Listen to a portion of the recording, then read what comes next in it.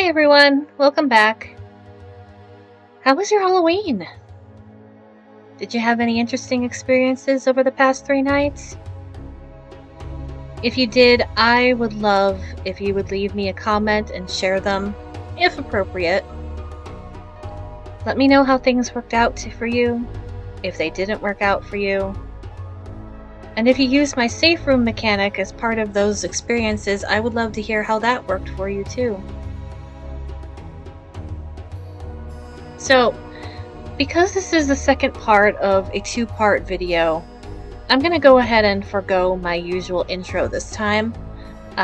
If for some reason you've clicked on this without listening to part 1, go ahead and do that first and then come back, because everything that I'm about to say isn't really going to make a lot of sense without that context. So, pause me if you need to, listen to part 1, and come back. So this video is set to go live around sunrise time, give or take, on November 1st, which marks the end of our very first Rite of Communion.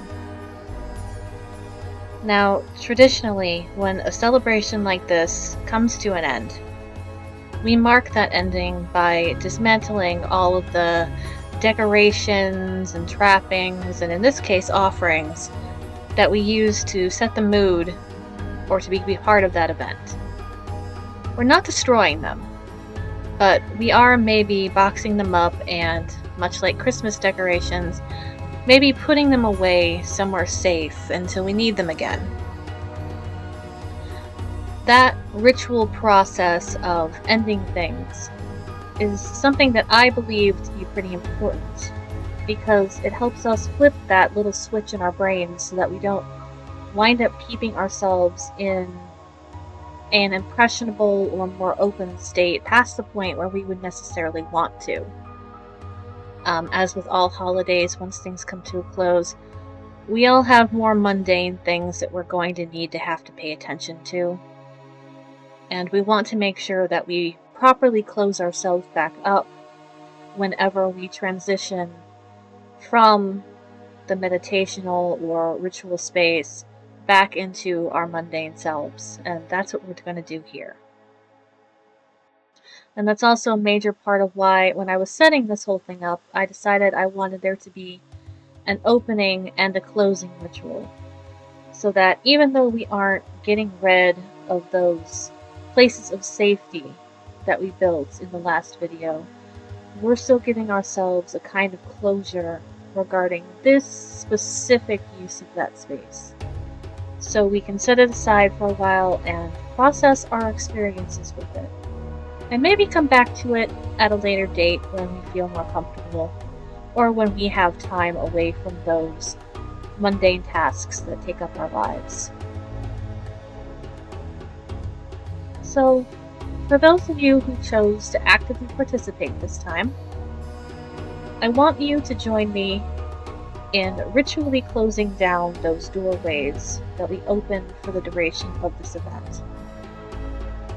Now, this won't take very long in comparison to building your safe room, maybe 5 minutes or so, but make yourselves as comfortable as you need to be regardless. Pause the video if you need some time to unwind yourself or find a comfortable position to sit in. And when you're ready, I want you to go ahead and close your eyes and return yourself to that centered, secure place within that we use to build our mental safe rooms.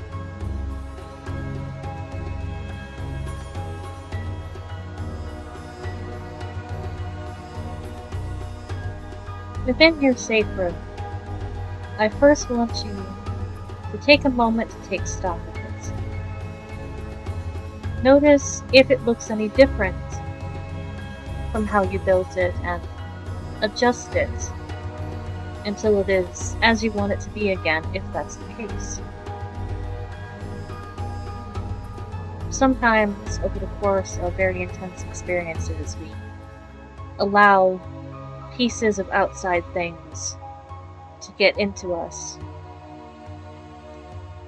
But when we're ready to remove ourselves from that space, we need to make sure that we get rid of the things that aren't us.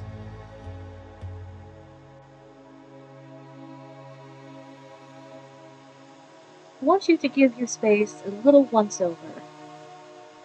Now, I like to imagine holding a broom and sweeping the little room of my safe space and pushing all of those things that are not me or are clutter from my thoughts out the door, away from my person. But you can use any thought process that works for you to the same effect. Get rid of anything that might be lingering that isn't you, that doesn't make you feel safe, or that just doesn't feel like it really belongs there.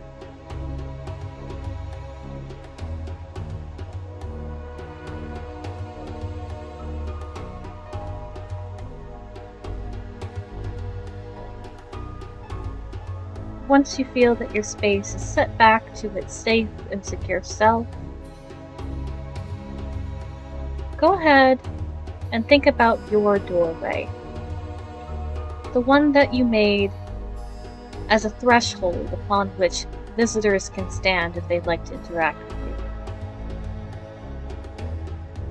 Now, you can open and close this doorway at your leisure anytime you like, whether the festival is currently going on or not. But for the purposes of ritually ending that rite of communion, I would like you to go ahead and close your door if it is open.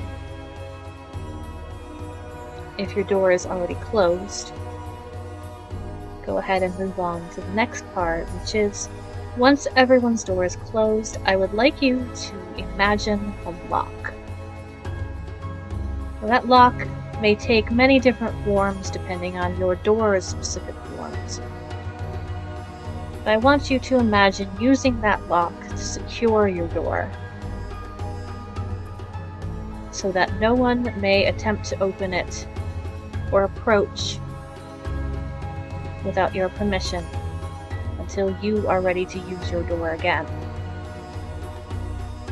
If you imagined yourself a drawbridge or a moat, fill it up. Give yourself as many normal locks, padlocks, security pads that you need to be able to conclusively say this door is locked.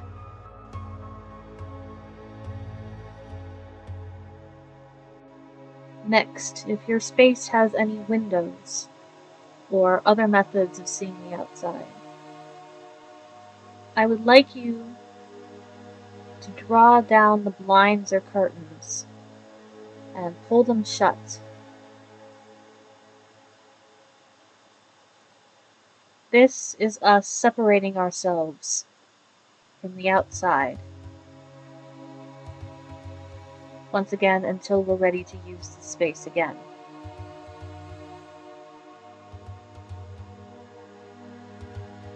If you'd like to imagine latches or shutters on your windows for that extra sense of security, shut those too, lock them down.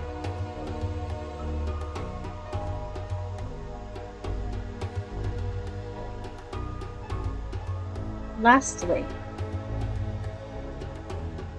in the spirit of the end to All Hallows, Halloween, Samhain, whatever you call it in your tradition, as well as our rite of communion, we are going to do something that here in America signifies that festivities are at their end, which is go to your door and imagine a switch. Flip that switch and turn off the lights that has for the past 3 days beckoned travelers to come and approach, like so many trick-or-treaters. This is us putting away our invitation. Just as one might turn off a lighthouse when it's daylight,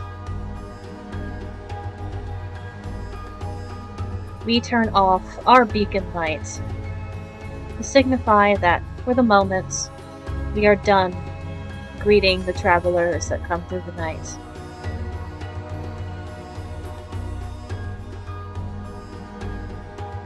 Your safe room is now safely secure. As I reminded you last time, these spaces that we've created, each one is unique to the person who has created it. That space is yours, and you may use it as much or as little as you desire.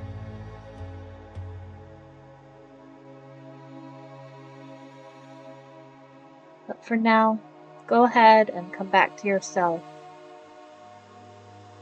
Know that your room will remain safely locked until you call for it again.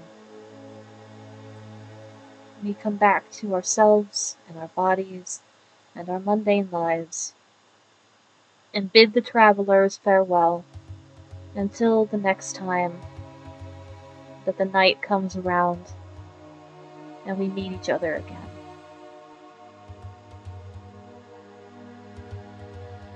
If you have offerings set up in your physical spaces, this morning would be the time to begin thinking about disposing of what's left of those. As I said before, make sure you do so in an environmentally friendly manner. If you are of a practice where you believe that the spirits need longer to process your offering, by all means continue to leave it out. Just keep an eye on it.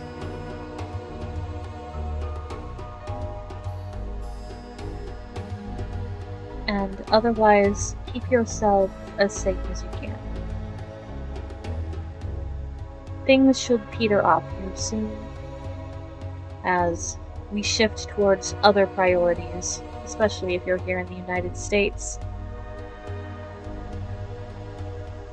Everything will be here when we come back for it. Thank you all who chose to participate. Let me know down in the comments what you thought of our very first foray into multi-day celebrations. This is our very first one, and I'm really eager to hear about what you thought of this format, what you think could be adjusted or changed for next year, and any other thoughts you have about the Wheel of Revolution's product so far, and how it could still evolve and change. For now, I'm going to bid everyone a good day. It's now November, and I would like you all to have a wonderful time until we meet again. There may or may not be a celebration later on in November, but even if not, we'll be meeting back in December for the next installment, which I believe is, what did I call it? The Day of the Hearth, I believe.